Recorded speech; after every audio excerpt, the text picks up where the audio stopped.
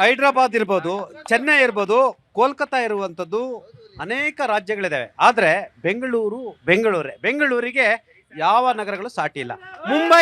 ಮುಂಬೈ ಈ ದೇಶಕ್ಕೆ ಅತಿ ಹೆಚ್ಚು ಆದಾಯವನ್ನು ತೆಗೆದುಕೊಡುವಂಥ ನಗರ ಆಗಿದೆ. ಅದು ಬಿಟ್ಟರೆ ದೆಹಲಿ ಮೂರನೇ ಶ್ರೀಮಂತ ನಗರ, ಅತಿ ಹೆಚ್ಚು ಟ್ಯಾಕ್ಸನ್ನು ಕೊಡ್ತಕ್ಕಂಥದ್ದು. ಕರ್ನಾಟಕ ರಾಜ್ಯಕ್ಕೆ 60% ತೆರಿಗೆಯನ್ನು ಕೊಡ್ತಕ್ಕಂಥದ್ದು. ಈ ದೇಶಕ್ಕೆ ಅತಿ ಹೆಚ್ಚು ತೆರಿಗೆಯನ್ನು ಕೊಡ್ತಕ್ಕಂಥದ್ದು ಕೂಡ ಈ ಬೆಂಗಳೂರಿನಲ್ಲಿ ಇರ್ತಕ್ಕಂಥವ್ರು ಇದ್ದಾರಲ್ಲ, ಬಹುತೇಕರು ವಲಸಿಗರು ಇವತ್ತು ಇಲ್ಲೇ ಬಂದು ಉಳ್ಕೊಳ್ತಾರೆ, ಇಲ್ಲೇ ಮನೆ ಮಾಡ್ತಾರೆ. ಅವ್ರ ಅಕ್ಕಪಕ್ಕ ನೆಂಟರಿಷ್ಟರು ಕರ್ಕೊಂಡು ಬರ್ತಾರೆ, ಅವ್ರ ಅಣ್ಣ ತಮ್ಮರು ಕರ್ಕೊಂಡು ಬಂದು ಇಲ್ಲೇ ಇರ್ತಾರೆ. ಆದರೆ ಅವರ ರಾಜ್ಯಗಳಲ್ಲಿ ಹೋಗಿ ನೋಡ್ಬೇಕು, ನೀವು ಕೆಲವು ಸಿಟಿಗಳಲ್ಲಿ ನೋಡಬೇಕು. ಬಹುಶಃ ಈ ಬೆಂಗಳೂರು ಬಗ್ಗೆ ಮಾತನಾಡ್ತಕ್ಕಂಥ ಅನೇಕ ವಲಸಿಗರಿಗೆ ದಯವಿಟ್ಟು ನಾನು ಹೇಳ್ತಾ ಇದ್ದೀನಿ, ಬೆಂಗಳೂರಿನ ಅನ್ನದ ಋಣ ಇದೆ. ನಿಮ್ಮ ರಾಜಧಾನಿಗಳ ಪರಿಸ್ಥಿತಿ ನಮಗೂ ಗೊತ್ತು, ಆಯಿತಾ?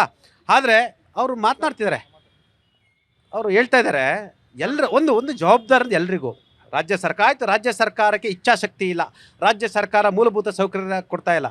ನೀವು ಇಲ್ಲಿಂದ ಆಯ್ಕೆ ಆಗಿದ್ದೀರಾ, 4 ಜನ ಮಂತ್ರಿಗಳಿದ್ದಾರಾ, ಹೌದಲ್ಲ? ಅವ್ರಿಗೂ ಆದ ಒಂದು 5 ಜನ ಮಂತ್ರಿಗಳಿದ್ದೀರಾ, ಅವ್ರದ್ದೇ ಆದ ಒಂದು ಜವಾಬ್ದಾರಿ ಇದೆಯಲ್ವ ಸರ್? ನಾನು ಅದನ್ನ ಹೇಳ್ತೀನಿ. ಹಾಗಾದ್ರೆ ಅವ್ರು ಏನು ಮಾಡ್ತಿದ್ದಾರೆ? ರಾಜಕೀಯ ಮಾಡ್ತಿದ್ದಾರಾ? ಗಣೇಶ ಗಲಾಟೆ ಆದ್ರೆ ಮಾತ್ರ ಭಾಷಣ ಬಂದ್ ಮಾಡ್ತಿದ್ದಾರಾ? ಈಗ ಪ್ರತಿಯೊಂದಕ್ಕೂ ಮೋದಿ ಕಾರಣ. ನಾನು ಅದೇ ಹೇಳ್ತಿಲ್ಲ. ನಿಮ್ಮ 5 ಜನ ಮಂತ್ರಿಗಳ ನಾನು ಕೇಳೋದಕ್ಕೆ ಆನ್ಸರ್ ಮಾಡಿ. 5 ಜನ ಮಂತ್ರಿಗಳ ಜವಾಬ್ದಾರಿ ಏನು? ಗಲಾಟೆ ಆದಾಗ ಮಾತ್ರ ಭಾಷಣ ಮಾಡಕ್ಕೆ ಬರುವಂಥದ್ದ? ಅಥವಾ ಈ ರಾಜ್ಯದ ಬಗ್ಗೆ ಅವರಿಗೆ ಚಿಂತನೆ ಇಲ್ವಾ? ಅಥವಾ ಅವರಿಗೆ ಕೇಳ್ತಕ್ಕಂಥ ಶಕ್ತಿ ಇಲ್ವಾ? ಅಥವಾ ಅವರಿಗೆ ಕರ್ನಾಟಕಕ್ಕೆ ಇನ್ವೆಸ್ಟರ್ಸ್ ತರ್ತಕ್ಕಂಥ ಕೆಪಾಸಿಟಿ ಕೂಡ ಇಲ್ವಾ? ಸರ್, ಇನ್ವೆಸ್ಟರ್ ಮೀಟ್ ಮಾಡೋದು ಸ್ಟೇಟ್ ಗೌರ್ಮೆಂಟ್ ಮುಖಾಂತರ ಏನೇನು ಬರಬೇಕು ಅದು ಬರಬೇಕು. ಜಾಗ ಕೊಡ್ಬೇಕಾಗಿರೋದು ಯಾರು? ಸ್ಟೇಟ್ ಗೌರ್ಮೆಂಟ್ ಯಾರನ್ನು ಇನ್ವೈಟ್ ಮಾಡಿಲ್ಲ ಅಂದ್ರೆ ಕೇಂದ್ರ ಸರ್ಕಾರ ಎಲ್ಲಿಂದ ಕರ್ಕೊಂಡು ಬರುತ್ತೆ? ಮೊನ್ನೆ ಕೇಳಿದ್ರೆ ಜಾಗ ಇಲ್ಲ ನಮ್ಮ ಹತ್ರ, ನಮ್ಮಲ್ಲಿ 25 ಕೋಟಿ ಅಂತ ಕೇಳ್ತಾರೆ. ಇವಾಗ ಅವ್ರು 1 ರೂಪಾಯಿ ಕೊಟ್ಟರು, ವರ್ಷಕ್ಕೆ 10,000 ಕೋಟಿ ರೆವಿನ್ಯೂ ಜನರೇಟ್ ಆಗುತ್ತೆ ಅವ್ರಿಗೆ. ಇಲ್ಲಿ 2 ವರ್ಷ 52,000 ಕೋಟಿ ಗ್ಯಾರಂಟಿ ಕೊಡ್ತಾ ಇದ್ರಲ್ಲ, ಅದರಲ್ಲೇ ಕಿತ್ಕೊಡ್ರಿ. ಅದ್ರಲ್ಲಿ ಕೊಟ್ರೆ ಮಕ್ಕಳು ದುಡಿತಾರೆ, ಅವ್ರ ಅಪ್ಪ ಅಮ್ಮನ ಅವರೇ ನೋಡ್ಕೋತಾರೆ. ನಿಮ್ ಗ್ಯಾರಂಟಿಯಿಂದ ಇಷ್ಟು ವರ್ಷ ಈ ದೇಶದ ಕಾರ್ಪೊರೇಟ್ ವಲಯದ 100 ಉದ್ಯಮಿಗಳ ಬ್ಯಾಂಕ್ ಸಾಲವನ್ನ ಮನ್ನಾ ಮಾಡಿದ್ರಲ್ಲ, ಮನ್ನಾ ಮಾಡಿದ್ರಲ್ಲ, ಅದು ಆಯ್ತಾ? ಗ್ಯಾರಂಟಿ ಬಗ್ಗೆ ಮಾತಾಡ್ತೀರಾ? ಈ ಕಾರ್ಪೊರೇಟ್ ಎಷ್ಟೋ ಸಂಸ್ಥೆಗಳದ ಹಣವನ್ನ ಮನ್ನಾ ಮಾಡಿದ್ರಲ್ಲ, ಅದು ಮಾತ್ರ ಲೆಕ್ಕ ಇಲ್ವಾ ಸರ್? ಈಗ ಇವತ್ತು ಬೆಂಗಳೂರಲ್ಲಿ ಯಾವ ರೀತಿ ಸಮಸ್ಯೆ ಇದೆ ಅಂತ ಹೇಳ್ಬಿಟ್ಟು ಭಯೋತ್ಪಾದನೆ ಮುಖ್ಯಸ್ಥರಾದ ಕಿರಣ್ ಮಜುಮ್ದಾರ್ ಅವರು ಬಹಳ ಸ್ಪಷ್ಟವಾಗಿ ಒಂದು ಟ್ವೀಟ್ ಮಾಡ್ತಿದ್ದಂಗೆ, ಅವರು ಕಿರಣ್ ಮಜೂರ್ ಏನ್ ಗೊತ್ತಾ, ನಿನ್ನೆ ಕಾಂಗ್ರೆಸ್ ಬಗ್ಗೆ ಟ್ವೀಟ್ ಮಾಡ್ತಾರೆ, ಇವತ್ತು ಬಿಜೆಪಿ ಬಗ್ಗೆ ಮಾತನಾಡ್ತಾರೆ. ಕೇಳಿ ಸರ್, ಇವತ್ತು ವ್ಯವಸ್ಥೆ ಸರಿ ಇಲ್ಲ ಅಂತಲೇ ಟ್ವೀಟ್ ಮಾಡಿರೋದು. ಅವ್ರಿಗೆ ಬೆದರಿಕೆ ಹಾಕ್ತಾರೋ ಇನ್ನೊಂದು ಹಾಕ್ತಾರೋ ಹಾಕ್ಬಿಟ್ಟು ಇವತ್ತು ಅವ್ರಿಗೆ ಬೇಕಾದ ರೀತಿಯಲ್ಲಿ ಟ್ವೀಟ್ ಮಾಡಿಸ್ಕೊಳ್ಳೋದು ಇವತ್ತು ಕಾಂಗ್ರೆಸ್ ಅವ್ರು ಮಾಡ್ತಾ ಇದ್ದಾರೆ. ಅದೇ ರೀತಿ ಇವತ್ತು ಒಳ್ಳೆ ವ್ಯವಸ್ಥೆ ಮಾಡ್ಕೊಡ್ತೀನಿ ಅಂದ್ರೆ ಸಾಕಷ್ಟು ಕಂಪ್ನಿಗಳು ಇವತ್ತು ಕಿರಣ್ ಮಜುಮ್ದಾರ್ ಅವ್ರ ಮೇಲೆ ಆರೋಪವನ್ನ ಮಾಡ್ತಿದ್ರ. ಅವರು ಟ್ವೀಟ್ ಅನ್ನ ಕಾಂಗ್ರೆಸ್ ಹೇಳಿದಂತ ಮಾಡ್ತಾ ಇದ್ದಾರಾ? ಒಳ್ಳೆ ವ್ಯವಸ್ಥೆ ಮಾಡ್ಕೊಡ್ತೀನಿ 100 ಕಂಪ್ನಿಗಳು ಇವತ್ತು ಬೆಂಗಳೂರಿಗೆ ರೆಡಿ ಇದಾವೆ. ಆದ್ರೆ ಬೆಂಗಳೂರಿಂದ ಇರ್ತಕ್ಕಂಥ ಮುಖ್ಯಮಂತ್ರಿಗಳು ಭ್ರಷ್ಟಾಚಾರದಲ್ಲಿ ತೊಡಗಿದ್ದಾರೆ. ಇವತ್ತು ರೈತರುಗಳು 5-6 ಜಿಲ್ಲೆನಲ್ಲಿ ಇವತ್ತು ನೀರು ತುಂಬಿಕೊಂಡಿದೆ ಸರ್, ಅಲ್ಲೂ ಕೂಡ ಹೋಗಿ ನೋಡ್ತಾ ಇಲ್ಲ. ಇವತ್ತು ಕಂಪ್ನಿಗಳು ಬರ್ತೀವಿ ಅವನ್ನೂ ಬಿಟ್ಕೊಂತ ಇಲ್ಲ ಅಂದ್ರೆ ಇವ್ರ ಉದ್ದೇಶ ಏನು? ಜಸ್ಟ್ ಇವ್ರು ಹೊಟ್ಟೆ ತುಂಬಿಡೈತೆ, ಇವ್ರು ಆರಾಮಾಗಿದ್ದಾರೆ ಅಷ್ಟೇ, ಬಿಟ್ರೆ ಸಾಮಾನ್ಯ ಜನರ ಹೊಟ್ಟೆ ತುಂಬಸಕ್ಕೆ ಯಾವುದೇ ಒಂದು ಪ್ರಯತ್ನ ಮಾಡ್ತಾ ಇಲ್ಲ. ಇವತ್ತು ಗ್ಯಾರಂಟಿ ಕೊಟ್ಟಿದೀವಿ ಅಂತ ಒಂದು ಹೇಳ್ತಾ ಇದ್ದಾರೆ, ಕೊಟ್ಟಿದ್ದಾರೆ ಹೇಳ್ಬಿಡಿ, ಬಿಜೆಪಿ ಹೇಳ್ಬಿಡಿ ಗ್ಯಾರಂಟಿ ನಮಗೆ ಬೇಡ, ನೀವು ಗ್ಯಾರಂಟಿನೂ ಬೇಕು ಅಂತೀರಾ? ಬೇರೆ ಎಲ್ಲಾ ಬೆಲೆಗಳನ್ನ ಜಾಸ್ತಿ ಮಾಡಿದ್ರಲ್ಲ, ಎಲ್ಲಿ ಹೋಗ್ತಾ ಇದೆ ಸರ್ ದುಡ್ಡಾಗಾರೆ? ಇವ್ರ ಮನೆಗಳು ಸೇರ್ಕೊಂತ ಇದ್ದ, ಇವ್ರ ಪಾಕೆಟ್ ಸೇರ್ಕೊಂತ ಇದ್ದ, ಇದಕ್ಕೆ ಉತ್ತರ ಕೊಡ್ಲಿ ಹಾಗಾರೆ? Yes sir. ಸರ್, ಈಗ ರಾಜ್ಯದಲ್ಲಿ ನೋಡಿ ಸರ್, ರಾಜ್ಯದಲ್ಲಿ ಕಲಬುರಗಿ ಆಗಿರ್ಲಿ ಎಷ್ಟು ಬಾರಿ ಆಯ್ಕೆ ಆಗಿ ಬಂದವ್ರು ಸರ್, ಅಲ್ಲಿ ಮಹಾನಾಯಕರು ಅನ್ಸ್ಕೊಂಡವ್ರು. ಯಾಕೆ ಅಭಿವೃದ್ಧಿ ಆಗ್ತಿಲ್ಲ? ಅವ್ರಿಗೆ ತಾಕತ್ತೇ ಇಲ್ಲ, ರಾಜ್ಯದಲ್ಲಿ ತಾಕತ್ತೇ ಇಲ್ಲ. ಸುಮ್ನೆ ಆಯ್ಕೊಂಡು ಬಸವರಾಜ ಬೊಮ್ಮಾಯಿ ಅವರು ದಮ್ಮು ತಾಕತ್ತ ನಿಮಗೆ ಕಲ್ಸ್ಬಿಟ್ಟು ಮಾತಾಡಿದ್ರೆ ತಾಕತ್ತು. ಏನ್ ಕಬಡ್ಡಿ ಆಟ ಆಡ್ತಿದ್ರೇನ್ರಿ? ಅದೇ ಸತ್ಯ ಆಗಿರೋದು. ರಾಜ್ಯದಲ್ಲಿ 2.5 ವರ್ಷದಿಂದ ನೋಡ್ತಾರೆ, ನಿಮ್ಮ 5 ಜನ ಮಂತ್ರಿಗಳಿಗೆ ದಮ್ಮು ತಾಕತ್ತು ಇಲ್ವಾ? ತಾಕತ್ತಿದೆ. ನನಗೆ ಕಾಣಿಸ್ತಾ ಇಲ್ಲ, ತಾಕತ್ತು ದಮ್ಮೇನ ಕಾಣಿಸ್ತಿದ್ದ? ನಮ್ಮಿಂದ ಹಾಕಿದ ಮಂತ್ರಿಗಳ ಕಾಣಿಸ್ತಿದ್ಯಾ ಸರ್? ತಾಕತ್ತಿದೆ, ತಾಕತ್ತು ಇಲ್ಲೇ ಇರೋಂಥ ರಾಜ್ಯ ಸರ್ಕಾರಕ್ಕೆ 2.5 ವರ್ಷ ಆಯ್ತಲ್ಲ ಸ್ವಾಮಿ, ಏನು 2.5 ವರ್ಷದಿಂದ ಏನು ಮಾಡ್ತಿಲ್ಲ ರಾಜ್ಯದಲ್ಲಿ. ನೋಡಿ, ಈಗ ಕಲಬುರಗಿಯಿಂದ ಜನ ವಲಸೆ ಬರ್ತಾರೆ ಸ್ವಾಮಿ, ಇಲ್ಲಿ ಬದುಕು ಕಟ್ಕೊಳಕ್ಕೆ ಇಲ್ಲಿ ವಲಸೆ ಬರ್ತಾರೆ. ಕಿತ್ತು ತಿನ್ನುವಂತ ಬರ್ತಾರೆ. ಅಲ್ಲೇ UP-ಇಂದ ಬರ್ತಾರಲ್ಲ, ನಾರ್ತ್ ಈಸ್ಟ್ ಇಂದ ಬರ್ತಾರಲ್ಲ, ಅಸ್ಸಾಮಿಂದ ಬರ್ತಾರಲ್ಲ, ಕೋಲ್ಕತ್ತಿಂದ ಬರ್ತಾರಲ್ಲ, ಅವ್ರು ಯಾಕೆ ಬರ್ತಾರೆ? ಈಗ ಬರುವಂತದ್ದು ಬಿಜೆಪಿ ಸರ್ಕಾರ ರಚನೆ ಉತ್ತರ ಪ್ರದೇಶ ಆದ್ಮೇಲೆ ಬರುವಂತ ಸಂಖ್ಯೆ ಕಮ್ಮಿ ಆಗಿದೆ. ಅಲ್ಲೇ ಹೊಸ ಉದ್ಯೋಗ ಸೃಷ್ಟಿ ಆಗ್ತಿದೆ. ರಾಜ್ಯದಲ್ಲಿ ಆ ರೀತಿ ಆಗ್ತಿಲ್ಲ. ಈ ಉಪಮುಖ್ಯಮಂತ್ರಿ ಲೆಕ್ಕ ಏನು ಅಂದ್ರೆ ರಸ್ತೆ ಗುಂಡಿಗೆ 1100 ಕೋಟಿ ಅಂತ ಹೇಳಿದ್ದಾರೆ. 10,000 ಗುಂಡಿ ಅದಕ್ಕೆ ಇದು ಮುಚ್ಚಕ್ಕನ್ನೋದು 1100 ಕೋಟಿ. ಹಂಗಂದ್ರೆ ಒಂದು ಗುಂಡಿಗೆ 1 ಲಕ್ಷ, 1 ಲಕ್ಷ, ಒಂದು ಗುಂಡಿಗೆ 1 ಲಕ್ಷ. ಇದು ಕಲಬುರಗಿನೇ ಅಭಿವೃದ್ಧಿ ಮಾಡದೇ ಇರೋಂಥ IT ಮಿನಿಸ್ಟ್ರು ಅವ್ರಿಗೆ IT ಹಬ್ ಅಂದ್ರೆ ಏನು ಇದೇನಂದ್ರೆ ಗೊತ್ತಾಗುತ್ತೆ ಸರ್. ಮೊನ್ನೆ ಒಂದು ಅಲೆಮಾರಿ ಆದಂಥ 9 ವರ್ಷದ ಹೆಣ್ಮಕ್ಳದ್ದು ಹತ್ಯೆ ಇದಾಯ್ತು, ರೇಪ್ ಆಯ್ತು. ಅದ್ರ ಬಗ್ಗೆ ಮುಖ್ಯಮಂತ್ರಿಗೆ ಪತ್ರ ಬರೀರಿ ಅಂದ್ರೆ ಇನ್ಯಾರನ್ನೋ ಬ್ಯಾನ್ ಮಾಡ್ರಿ ಅಂತಾರೆ. ಇದೇ ತರ ನಡೀತಾ ಇತ್ತಂದ್ರೆ ಜನ ನಿಮ್ನ ಬ್ಯಾನ್ ಮಾಡ್ತಾರೆ, ಜನ ನಿಮ್ ಬಾಯಿನ ಮುಚ್ಚಿಸ್ತಾರೆ. ಸರ್ ನಾವ್ ಹೇಳ್ತಾ ಇರೋದು ಅಭಿವೃದ್ಧಿ ಮಾಡ್ರಿ ಅಂದ್ರೆ ನಿಮ್ಮ ಕೈಲಾಗದೆ ಇದ್ರೆ ಏನಂತಾರ ಕುಣಿಲಾರ್ದವನ್ಗೆ ನೆಲ ಡೊಂಕಂತೆ, ಕುಣಿಲಾರ್ದವ್ ನೆಲ ಡೊಂಕು. ಅದೇ ರೀತಿಗೆ ಸರ್ಕಾರ ಅಭಿವೃದ್ಧಿ ಮಾಡ್ತೀರಾ, ಶೂನ್ಯ ಮಾಡ್ತೀರಾ, ಇರೋದನ್ನೆಲ್ಲ ಗೂಬಿನ ಬೇರೆ ತೋರಿಸ್ತಾ ನೀವೇನ್ ಕಣ್ ಕಿತ್ತಾಕಿದ್ರಿ, ಅದನ್ನ ಹೇಳ್ಬೇಕು ಜನಕ್ಕೆ. ಒಂದು ರಾಷ್ಟ್ರೀಯ ಸಂಸ್ಥೆ ತರಬೇಕಂದ್ರೆ ಅದು ರಾಜ್ಯ ಸರ್ಕಾರದ ಧರ್ಮ ಆಗುತ್ತೆ, ಅದು ತರಬೇಕು. ಅದನ್ನ ಮಾಡ್ತೀರಾ. ಅವ್ರು ಬಂದ್ರ, ಅವ್ರು ಕೇಳಿದ್ರ, ಅವ್ರು ಬರೋದೇ ಇಲ್ಲ ರೀ, ಅವ್ರು ಕೇಳೋದೇ ಇಲ್ಲ. ಹಂಗಾರೆ ನೀವು ಸುಮ್ಮನೆ ಕುಂತಿರ್ತೀರಾ ನೀವು ಬದಲಿ ಇದನ್ನ ಮಾನ್ಯ ಖರ್ಗೆ ಅವರಿಗೆ ಹೇಳ್ಬೇಕಾಗತ್ತೆ. ಖರ್ಗೆ ಅವ್ರಿಗೆ ನೀವು ಬರೀ ಟಾಕಿಂಗ್ ಮಿನಿಸ್ಟರ್ ಆಗಬೇಡಿ, ವರ್ಕಿಂಗ್ ಮಿನಿಸ್ಟರ್ ಆಗಿ. ಖರ್ಗೆ ಅವರೇ ವರ್ಕಿಂಗ್ ಮಿನಿಸ್ಟರ್ ಆಗಿ, ಬರೀ ನಿಮ್ಮ ಅಪ್ಪನ ಹೆಸರು ಹೇಳ್ಕೊಂಡು ಮಾತ್ರ ಮಿನಿಸ್ಟರ್ ಆಗಿದ್ದು ನೀವು. ನಿಮ್ಮ ಒಂದು ಕಾಂಟ್ರಿಬ್ಯೂಷನ್ ಈ ರಾಜ್ಯಕ್ಕೆ 0. ಎಸ್ ಮೇಡಮ್, ತಾವು ಬೆಂಗಳೂರಲ್ಲಿ ಇದ್ದೀರಾ ಹೈದರಾಬಾದ್? ನಾನು ಬೆಂಗಳೂರಲ್ಲೇ ಹುಟ್ಟಿ ಬೆಂಗಳೂರಲ್ಲೇ ಬೆಳೆದಿ ಬೆಂಗಳೂರಲ್ಲೇ ಇರಕ್ಕೆ ನಿಮ್ಮ ಪ್ರೀತಿ ಸ್ವಲ್ಪ ಹೈದರಾಬಾದ್ ಮೇಲೆ ಜಾಸ್ತಿ ಇದೆ. ಯಾಕೆ ಮೋಸ್ಟ್ಲಿ ಈ ಗೂಗಲ್ ಹೋಗ್ತಿದೆ, ಹಂಗಾಗಿ ನೀವೇನಾದ್ರೂ ವಲಸೆ ಹೋಗ್ತಿದ್ದೀರಾ? ಖಂಡಿತ ಹೋಗಲ್ಲ ಸರ್.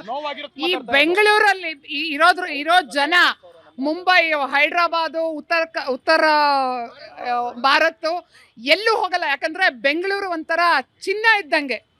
ಆ ಹವಾಮಾನ, ಆ ಫುಡ್ಡು, ಇದು ಏನಪ್ಪಾ ಅಂದ್ರೆ ಕಾಸ್ಟ್ ಆಫ್ ಲಿವಿಂಗ್ ಅದೆಲ್ಲ ಚೆನ್ನಾಗಿದೆ. ಅದನ್ನ ಈ ನಮ್ಮ ರಾಜ್ಯ ಸರ್ಕಾರದವರು ಗುಡಿಸ್ತಾ ಇದಾರೆ. ಅಂದ್ರೆ ಏನು, ತಗೊಂಡೋಗಿ ಹಳ್ಳಕ್ಕೆ ಹಾಕ್ತಾ ಇದಾರೆ.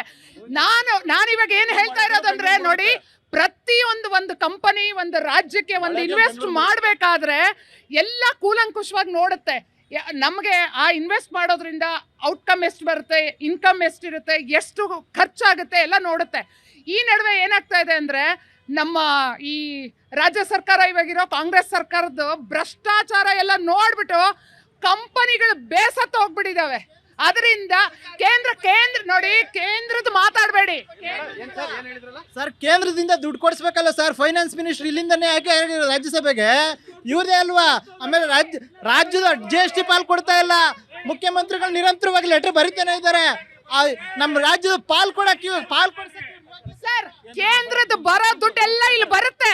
ಇಲ್ಲಿರೋ ರಾಜ್ಯದಲ್ಲಿ ನಡೀತಾ ಇದೀರಲ್ಲ, ಎಲ್ಲ ನುಂಗಿ ನೀರ್ ಕುಡಿತಾ ಇದ್ದೀರಾ ಸರ್. ನುಂಗಿ ನೀರ್ ಕುಡಿತಾ ಇರ ಅಂತ ಹೇಳ್ತಾ ಇದಾರಲ್ವಾ. ಇವಾಗ ಬಹಳ ಮುಖ್ಯವಾಗಿ ನಮ್ಗೆ ಕರ್ನಾಟಕದಲ್ಲಿ ಇರ್ತಕ್ಕಂಥ ಇವರು ಎದುರಿಸ್ತಾರಲ್ಲ, IT ರೈಡ್ ಮಾಡ್ತೀವಿ ಅಂತ ಹೇಳ್ಬಿಟ್ಟು. ಇವರು ಸಂಸದರು 17 ಜನ ಸಂಸದರಿದ್ದಾರೆ, 5 ಜನ ಮಂತ್ರಿಗಳಿದ್ದಾರೆ. ಮಾತಾಡೋದೇ ಇಲ್ಲ ಯಾಕೆ? ನೋಡಿ, ಇವ್ರು ಇಷ್ಟೊಂದು ಮಾತಾಡಿದ್ರಲ್ಲ, ಇಡಿ ಅದು ಇದು ಅಂತ, ಸಾಕ್ಷಿ ಏನಿದೆ ಅಂತ ಕೋರ್ಟ್ಗೆ ಹೋಗ್ರಿ, ನೀವು ಫೈಟ್ ಮಾಡಿ. ಎಸ್ ಬ್ರದರ್, ಒಂದು ಗೊತ್ತಿರಲಿ, ಕೈಂಡ್ ಯುವರ್ ಇನ್ಫಾರ್ಮೇಶನ್. ಜಗತ್ತಿನ ಅತಿ ಹೆಚ್ಚು ಉದ್ಯಮಿಗಳು ಸೆಳೆಯತಕ್ಕಂಥ ನಗರ ಬೆಂಗಳೂರು. ಅತಿ ಹೆಚ್ಚು ಸ್ಟಾರ್ಟ್ಅಪ್ಗಳು ಬೆಂಗಳೂರಿನಲ್ಲಿದೆ. ನೀವು ಇದು ಗೂಗಲ್ದು ಒಂದು ಹೋಯ್ತು ಅಂತೇಳಿ ಬೆಂಗಳೂರನ್ನ ಕಡೆಗಣಿಸಬೇಡಿ. ಬೆಂಗಳೂರಿಗೆ ತನ್ನದಾದ ಮೌಲ್ಯ ಇದೆ, ಬೆಂಗಳೂರಿಗೆ ತನ್ನದಾದ ಗುಣ ಇದೆ.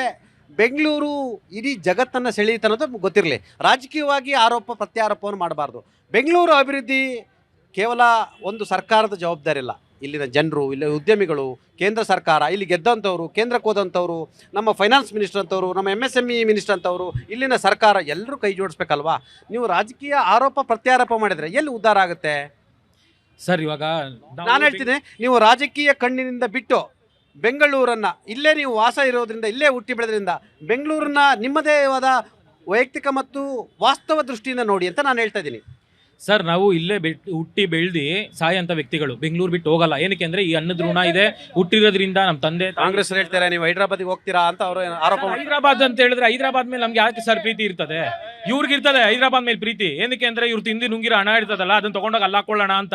ಈ ರಾಜ್ಯದಲ್ಲಿ ಏನಾದ್ರು ಎಲ್ಲ ತಿಂದಾರ್ರಿ, ಬಿಜೆಪಿಯವರು ತಿಂದಿದ್ದಾರೆ. ನಿಮ್ಮಂತವ್ರ ಪಾಪ ಇವತ್ತು ಬೀದಿಲಿದ್ದೀರಾ ಸರ್. ಇವತ್ತು ನಿಮ್ಮ ಇದ್ರಲ್ಲೂ ಹಗರಣಗಳಾಗಿದ್ದಾವೆ. ನಾನು ಇಶ್ಯೂ ಮಾತಾಡಿ, ಎಲ್ಲರೂ ಅಷ್ಟೇ, ಬಿಜೆಪಿ, ಕಾಂಗ್ರೆಸ್ ಎಲ್ಲ ಇದಾರಲ್ಲ, ಎಲ್ಲರೂ ಅಂತ ಹೇಳ್ತಿಲ್ಲ. ಕೆಲವು ರಾಜಕಾರಣಿ ನುಂಗಿ ನೀರು ಕುಡಿದಾರೆ, ಅದು ಎಲ್ರಿಗೂ ಗೊತ್ತು. ನಿಮ್ಮವರು ಇದ್ದಾರೆ, ಅವ್ರವ್ರು ಇದ್ದಾರೆ. ಪಾಪ ನಿಮ್ಮಂತ ಆನೆಸ್ಟ್ ಇರ್ತಕ್ಕಂಥವ್ರು ಪಾರ್ಟಿನ ಡಿಪೆಂಡ್ ಮಾಡ್ಕೊಂಡು ಇದ್ದೀರಾ. ಇವರೆಲ್ಲ ಪಾಪ ಇಲ್ಲಿ ಬೀದಿಲಿ ಪಾರ್ಟಿನ ಡಿಪೆಂಡ್ ಮಾಡ್ಕೊಂಡಿದ್ದೀರಾ, ಹೌದಲ್ವಾ? ಎಲ್ಲ ಸರ್ ಇವತ್ತು ಹಬ್ ಏನಿದೆ ಹೈದರಾಬಾದ್ಗೆ ಹೋಗಿದ್ರಿಂದ ಇವ್ರು ಹೇಳ್ತಿದ್ರು ನಾವು ಫ್ಯೂಚರ್ ಯೋಚನೆ ಮಾಡ್ತಾ ಇದೀವಿ ಅದರಿಂದ ನಾವು ಹಬ್ನ ಬಿಟ್ಬಿಟ್ವಿ ಅಂತಂದ್ರು. ಇವ್ರಿಗೆ ಬಿಟ್ಟುಬಿಟ್ಟು ಇವಾಗ ಇವ್ರೇನು ರಾಹುಲ್ ಇಂಟೆಲಿಜೆಂಟ್ ಯೂಸ್ ಮಾಡ್ತಾ ಇದ್ರಾ? ಆರ್ಟಿಫಿಷಿಯಲ್ ಇಂಟೆಲಿಜೆನ್ಸ್ ಇವ್ರಿಗೆ ಬೇಡವಾ? ಇವ್ರ ಅಭಿವೃದ್ಧಿ ಬಗ್ಗೆ ಯೋಚನೆ ಮಾಡ್ತಾ ಇದೀವಿ ಅಂತಂದ್ರು. ಇವ್ರೇನು ರೋಡ್ ಗುಂಡಿ ಬಿದ್ದಿದೆಯಲ್ಲ ಅದು ಇವ್ರ ಅಭಿವೃದ್ಧಿನ?